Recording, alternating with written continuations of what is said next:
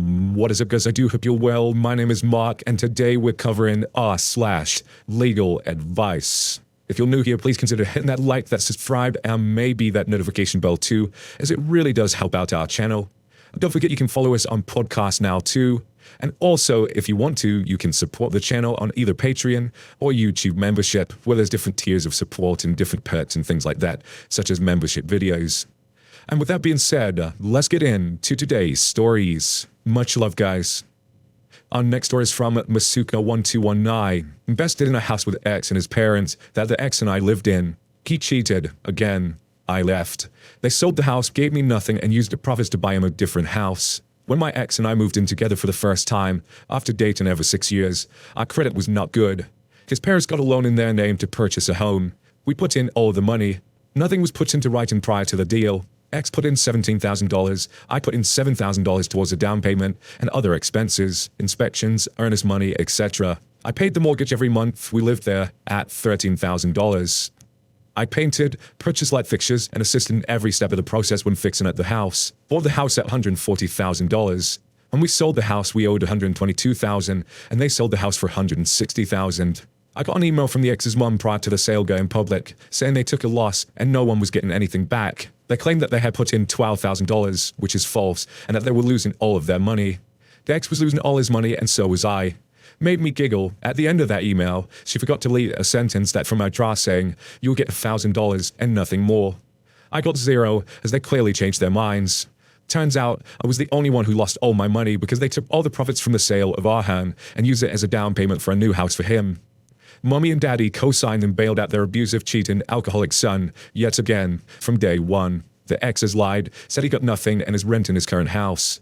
All lies. I have emails where he admits they were not supposed to put in any money, that the house was theirs in name only. She made up charges that I owe them, like disposal of piano that I left at the house. The ex just admitted to keeping as a project. I have receipts and cancelled checks. The mortgage company understood the arrangement, as did the initial realtor.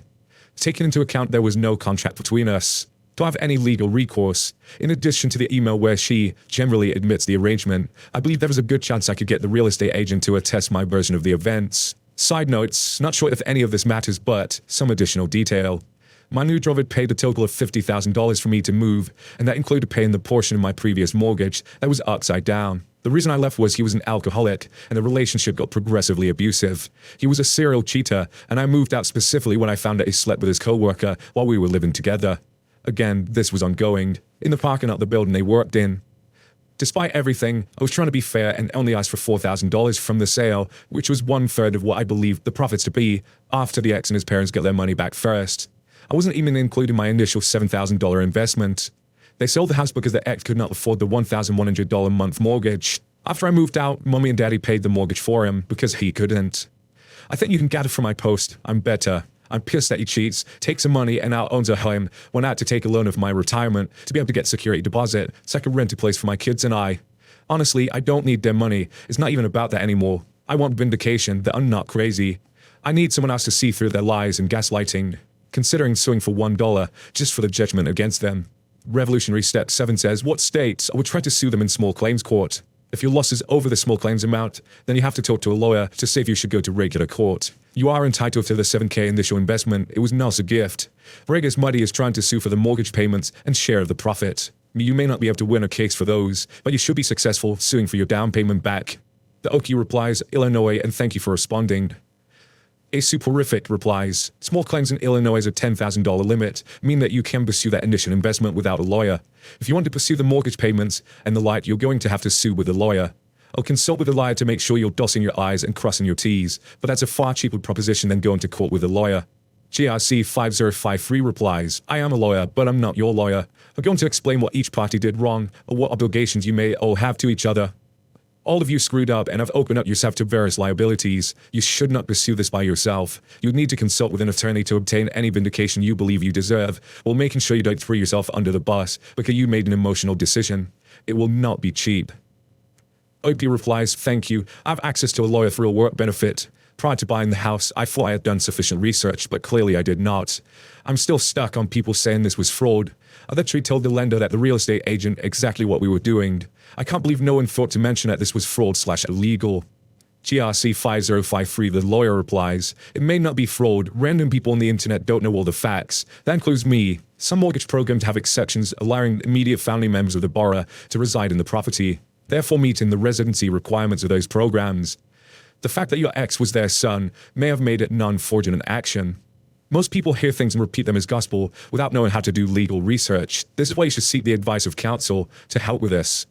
Your best course of action is maybe to let this go. Your time and money would likely be better spent moving past this, letting your ex and his family stew in the fact that you're happy, and they're conniving hypocrites who got forgiveness they never deserved.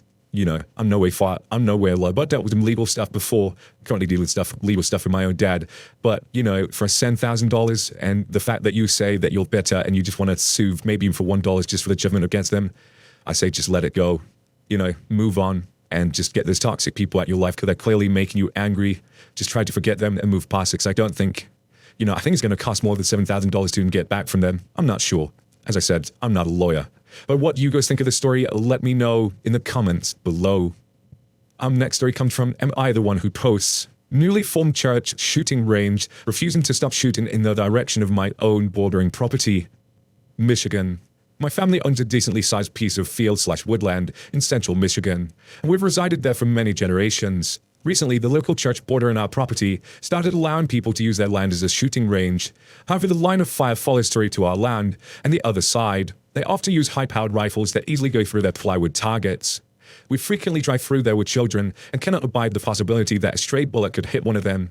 So we need the shooting range to either point another direction, not likely if you look at the image, or halt firearm-related operations altogether. We're not able to access the full property without being in the line of fire. We've asked the church to move their targets to somewhere else. They are saying that where they occurred a shooting is the safest direction and will not cease firing. In addition, I've recently learned that they occasionally have hunter safety classes with a DNR officer present, so that further legitimize their shooting range. As the church would not willingly stop, do I have any way to legally stop them from putting us in danger? And because I know how much you all like poorly drawn pictures, here is the situation graphically represented. Happy to offer any addition of details. My family seems to mostly think we have no recourse, but that didn't sound right to me at all. I appreciate any advice you can give. First, let's get a church shooting range. What the hell is going on? How can they have a church shooting range and it go into someone's property that could potentially kill someone? What the fuck? The first comment is from True Man. Get a lawyer to write them a nasty gram. They're liable for every bullet that leaves their property. They need to build an earthen berm in order to limit their liability. There may be state requirements that they're ignoring if they're operating and organizing a gun range that serves more than just a familial unit. Again, find a lawyer versed in such issues. The OP replies, could I notify their insurance that they're operating a gun range, that they have that disclosed? Maybe I can make it too expensive. If so, does anyone know how to go about doing that? Is your insurer publicly available information? Or CCC replies, you may want to go to your city hall and innocently start asking for their permits to construct and operate the range. Shocking a bureaucrat with news of another person's malfeasance can often jumpstart action. You should also inquire about the zoning of the land where the range is. If you pull the property tax records for the land, usually a county office or website, you can find the landowner or mortgage holder. They won't be too happy with the extreme level of negligence being practiced on the property they technically still own. OP quotes the last comment and says, I'd like the suggestion, but it may not work in this instance. This is one of those very small towns where everybody knows everybody, and I believe it's more likely that the 3 people at the town office would fall in cahoots with the church instead, as they are all members. And I'm not sure about zoning, but I do know the church owns the land as my late, devoutly religious grandmother sold it to them before she passed. There was nothing in the deal regarding the shooting range, however. I can check out the zoning though, thanks. What about going to the county office?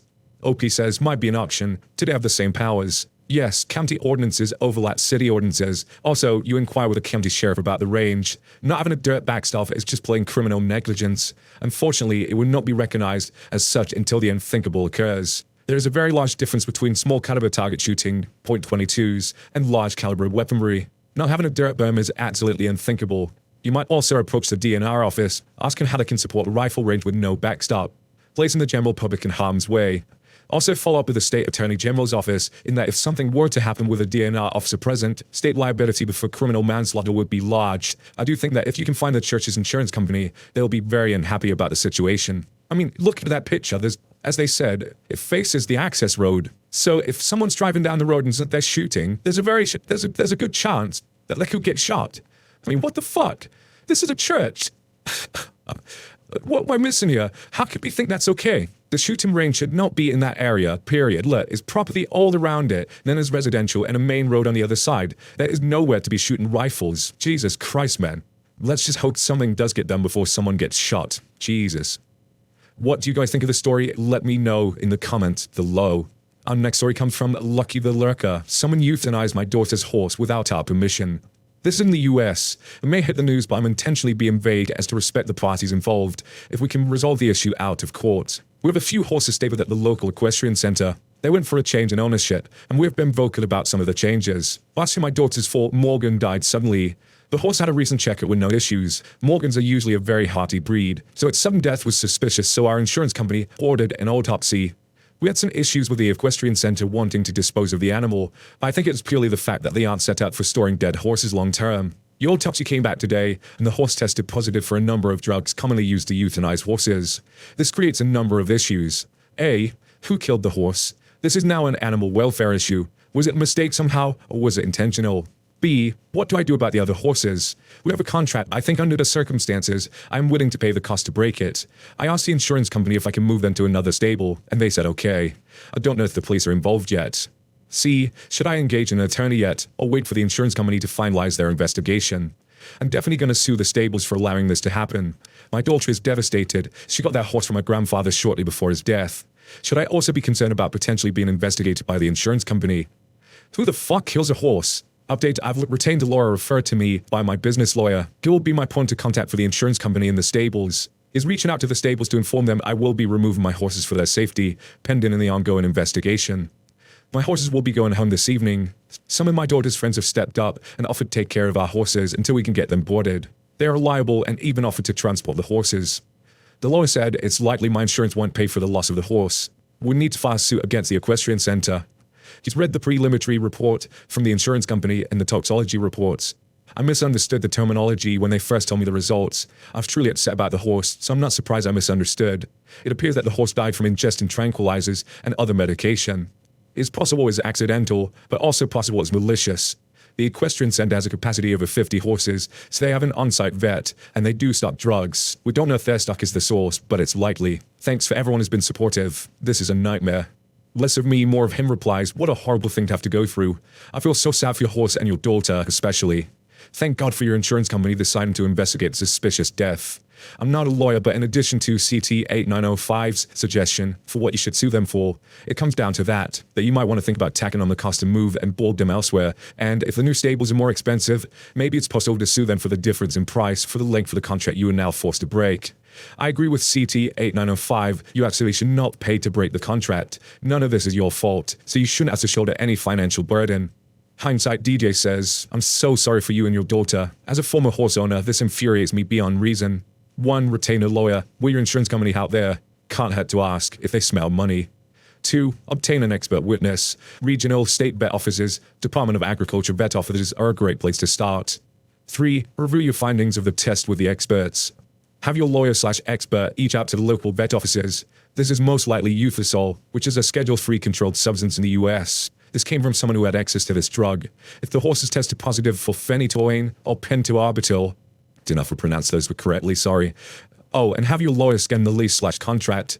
I'd be getting my other animals that had out there yesterday and worrying about these details down the road. Payments, owing, etc. I'm not a lawyer, but I did go to vet school for a time. Good luck. God feels sorry for the daughter and all this badly, but the horse that the grandpa gave her. But what do you guys think of this story? Let me know in the comments below. Anyway, guys, that is it for today's story. I hope I did legal advice a little bit better this time around, and I hope you did enjoy it. If you did, you know what to do. Click that like, that subscribe, and maybe that notification bell too. This all truly does help out our channel, and there's another video on your screen as we speak. And if you fancy clicking that, well, why the hell not, right? Enjoy, and I will see you in the next one. Much love, guys.